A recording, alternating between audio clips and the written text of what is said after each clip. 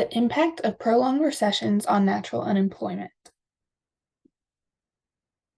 Cyclical unemployment is defined as when wages are higher than the equilibrium wage. In the model in the bottom right-hand corner, wages are higher because of minimum wage, unions, and effective wages, and you can see that on the model. The fluctuations from natural unemployment are defined as cyclical unemployment. During a recession, demand for labor will decrease. Now you may ask, why doesn't a market come to a new equilibrium at a lower price? Well, wages are sticky in the economy and the real world, meaning that they are slow to respond to shifts in the economy. You may ask now, why wages are sticky? Well, because of minimum wages, unions, and effective wages. Contracts often are for a year or even longer terms. Wages can't be changed as a recession starts.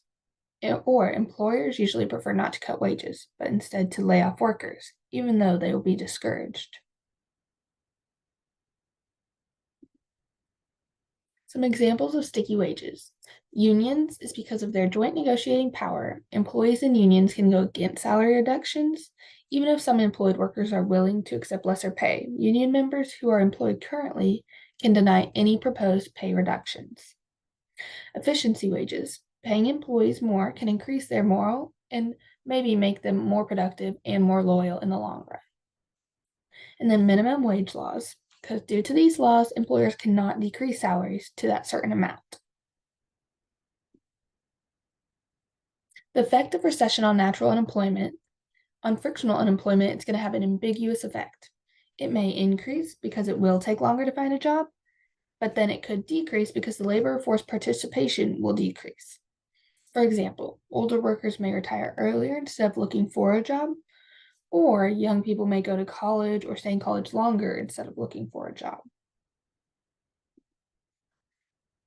The effect of recession on structural unemployment in the short run has no effect, but in the long run will increase. Some examples, and because its skills of long-term unemployed workers will deteriorate over time, or some jobs will move overseas during a recession and never come back even after the economy recovers.